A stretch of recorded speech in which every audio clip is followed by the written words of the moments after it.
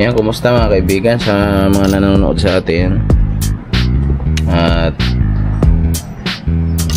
sa mga nagtsatsaga kahit pa paano mga nanonood ng mga ilang piraso lang.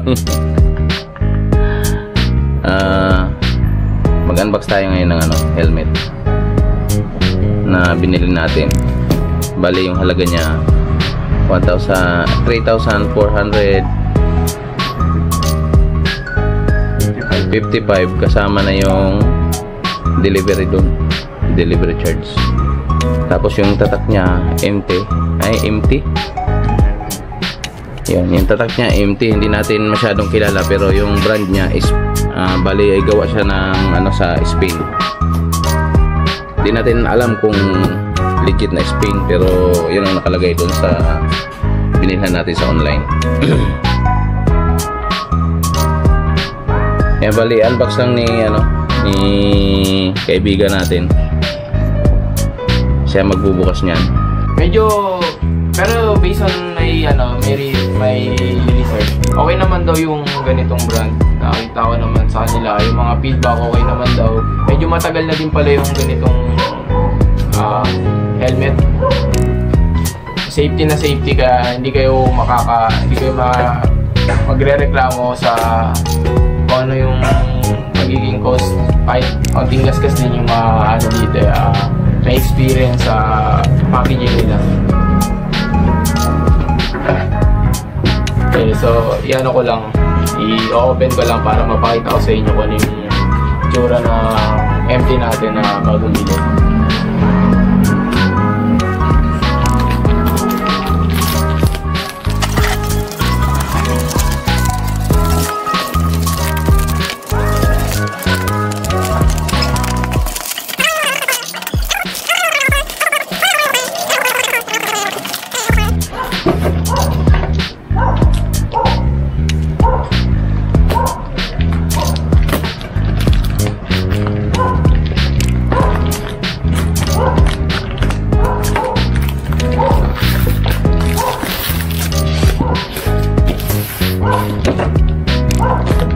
Medyo matagal-tagal yung tanggalan natin ng tape. Tapos yung size pala nito lang siya, large.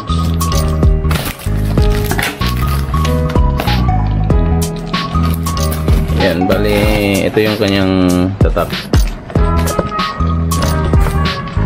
Empty helmet.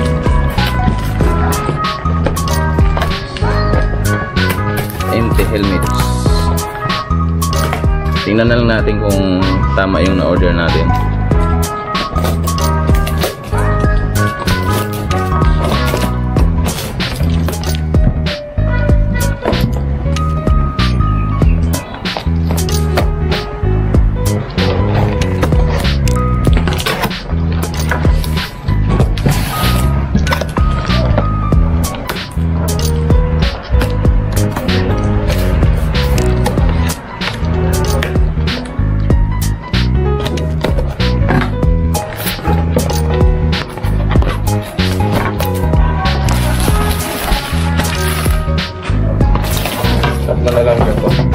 Anong kasama? Wala yung...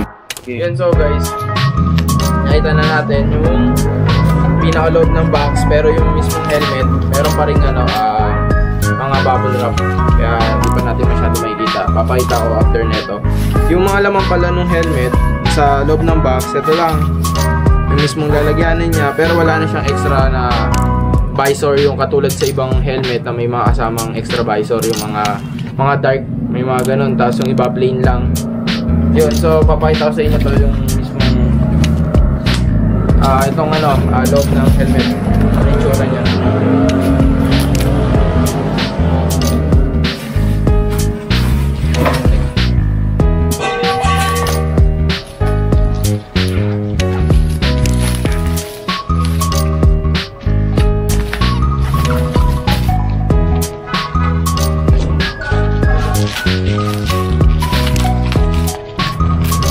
Yan guys, medyo mahirap tanggalin yung mga bubble wrap.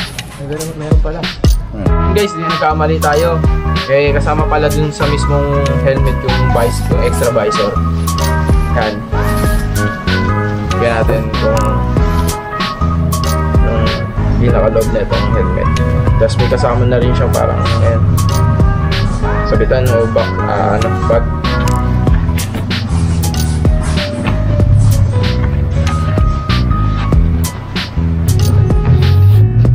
Ayan guys, ito yung loob. Tsura niya. Tsura. Ayan mismo yung itsura niya.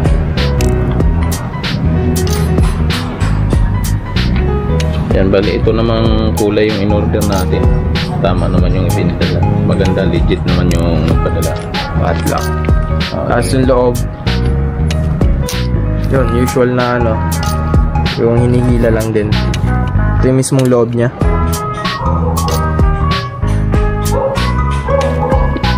Yung foam niya, malambot. Yan natin yung mismong loob. Tigas. Tigas ng ano. Tigas yung mismong foam. Mismong styrofoam sa loob. Yung shell. Mismong shell niya. Tingin.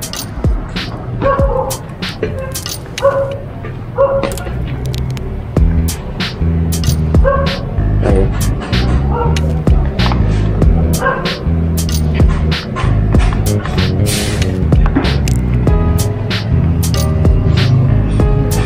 Mamaya ikumpara na lang natin mga kaibigan doon sa ibang ano. Yung unang helmet na nabili natin, yung Beyond, tsaka yung isa pang helmet mamaya. Titingnan natin yung shell niya, ikumpara lang natin. Hindi tayo expert dito sa mga helmet, pero papakita lang natin sa inyo kung alin ang mas matibay ang shell o mas matigas ang shell. Yung foam na shell niya sa loob, mamaya magbabalik tayo at papakita lang natin sa inyo itsura nung ano. Hindi siya yung dual visor pala. Hindi, single lang yan.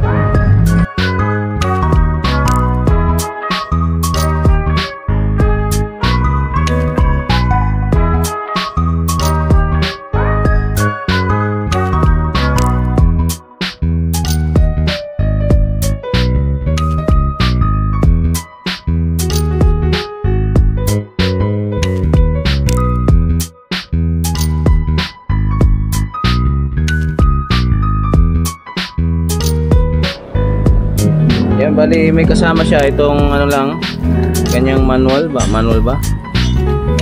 Tapos itong sticker, may sticker siya kasama. Shoutout. Yan yung kasama. Tsaka yung libreng isang visor. Yan, bali ito yung kulay ng itim na visor.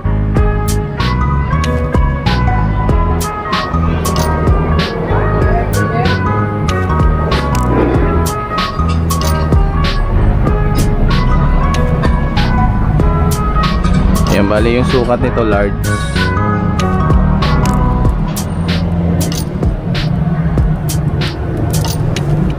Kasi ito yung design niya sa ibabaw sa air vent.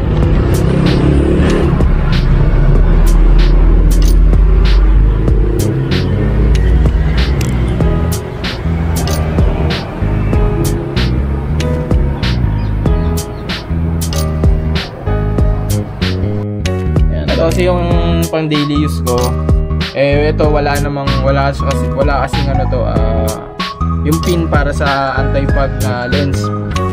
Ito yung mismong ano ko lang, yung dual visor yan. Ito lang mismong ginagamit ko. At minsan nagpa-fog yung uulan. Ito mismong dual visor kasi itong isang helmet.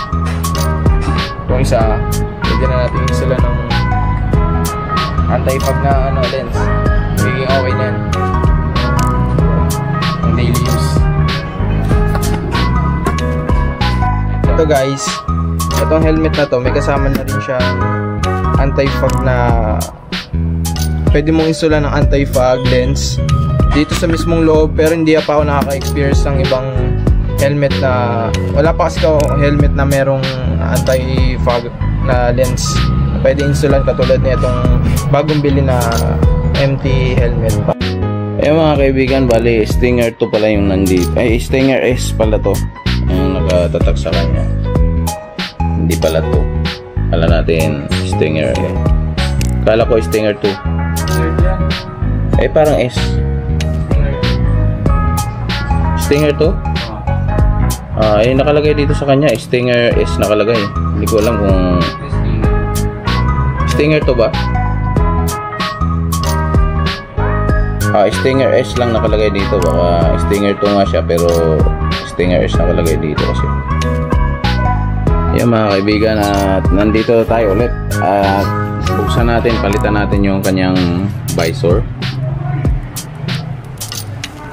Kailangan ipipress nyo lang yung mismong itong pin para matanggal. Madali lang siya. Ipipress nyo mismong itong block na to, itong buong block. Tapos medyo angat nyo onte para ma-remove.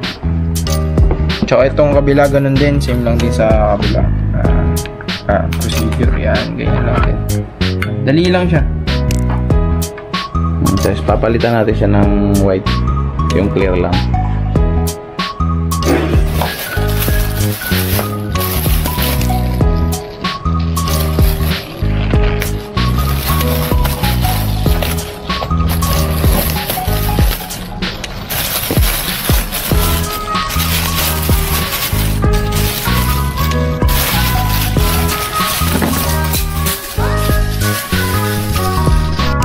Bali ito yung white na kanyang visor. Testing din natin, ilalagay natin.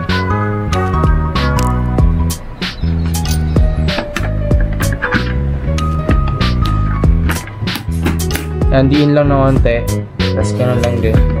Idiin na nyo lang din para mapasok natin yung bagong visor na in-install natin. Yan, madali siyang palitan, madaling